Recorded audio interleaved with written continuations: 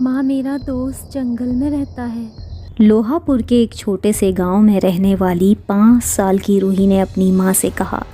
जंगल के ठीक बाहर खड़ी रूही के चेहरे पर डर नहीं, खुशी थी।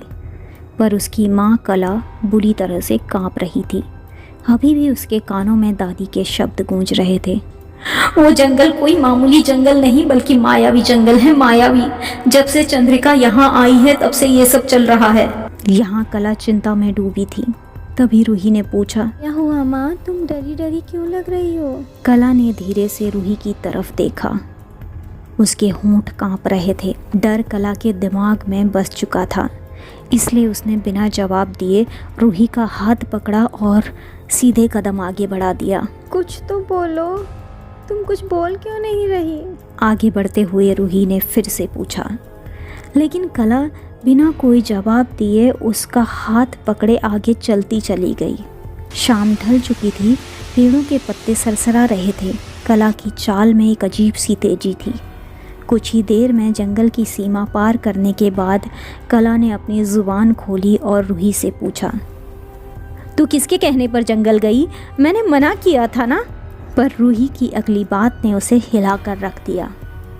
बोला ना माँ, दोस्त वहाँ रहता है, वो मुझे लेकर गया। तेरा कोई दोस्त नहीं है, सुना ना रूही, कोई दोस्त नहीं है। इतना कहते ही रूही को गोद में उठाकर वह सीधा घर की तरफ बढ़ गई और मन ही मन सोचने लगी, जो गांव के और बच्चों के साथ हुआ मैं वो अपनी बेटी के साथ कभी नहीं होने दूंगी। बिना पीछे मुड़े बड़बड़ाते हुए घर की तरफ बढ़ती कला बस्ती की जगमगाती लाइट को देख रही थी। घर पहुंचते ही उसने रूही को नीचे उतारा, उसके गालों पर हाथ रखते हुए कहा, बेटा सुन, तुम किसी से नहीं कहेगी तू जंगल गई थी, समझी ना? अपनी माँ की डरी हुई शक्ल देखकर रूही ने हाँ में सर हिला दिया। कुछ ही देर में कला रूही के साथ घर की चौखट के पास खड़ी थी।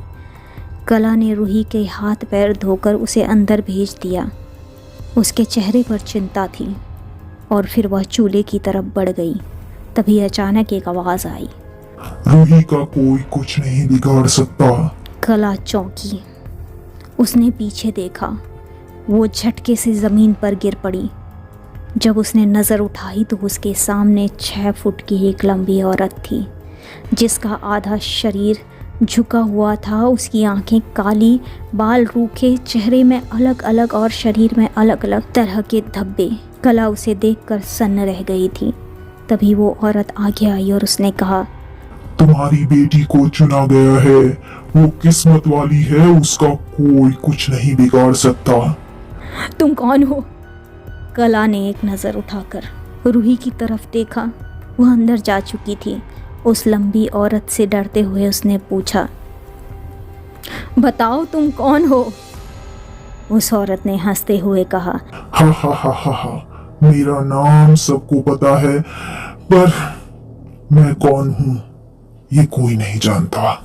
ये सुनते ही कला की आंखें बड़ी हो गईं। उसके आंसू टपकने लगे और जुबान से एक ही नाम निकला, चंद्रिका। ये सुनकर चंद्रिका फिर से हंसने लगी। चारों तरफ हंसी की गूंज फैल चुकी थी। सब कुछ कला के सामने घूमने लगा था। उसकी आंखें बंद हो गईं। वह दीवार का सहारा लिए अचानक ज़मीन पर गिर पड़ी। धीरे धीरे वह बेहोश होती चली गई। तभी एक गहरी चीख के साथ उसने आंख खोली। सुबह हो गई थी। रूही उसके बगल में गहरी नींद में सोई थी। आज फिर से पता नहीं क्या देख लिया इसने, दहलीज में बैठी दादी ने माला जपते हुए कहा। कला उठकर बाहर आई, दादी के बगल में बैठी। तभी कला ने अपने माथे का पसीना पोंछते हुए दादी से कहा, कल रूही जंगल गई थी। यह सुनते ही दादी के हाथ से माला छूट गई। उन्होंने अंदर देखा। रूही जो बिस्तर पर लेटी थी अब पलक झपकाते हुए दादी के पास पहुंच चुकी थी। दादी की चीख निकल गई। कला ने दादी को संभालते हुए कहा, क्या हुआ दादी, संभल कर। पर दादी के चेहरे पर डर था। दादी ने हल्की आवाज़ में कहा, हमें पंचायत को बताना होगा, नहीं तो पूरा गांव। ये सुनते ही कला ने अपने हाथ पीछे खींच लिए और कहा, नहीं दादी, ये अब क्या कह रही हैं? हम ऐसा नहीं कर सकते। अब इसका मोह छोड़ दे कला, वो हमारी रूही नहीं है बल्कि उसका मोहरा बन चुकी है। ये कहते ही दादी ने अपनी लाठी पकड़ी और उठकर आगे बढ़ने लगी, पर कला कहाँ रुकने वाली थी। उसने दादी का पल्लू पकड़ लिया और कहा, समझिए, वो आपके बेटे की आखिरी निशानी है। क्या आप ऐसा करना चाहती हैं दादी?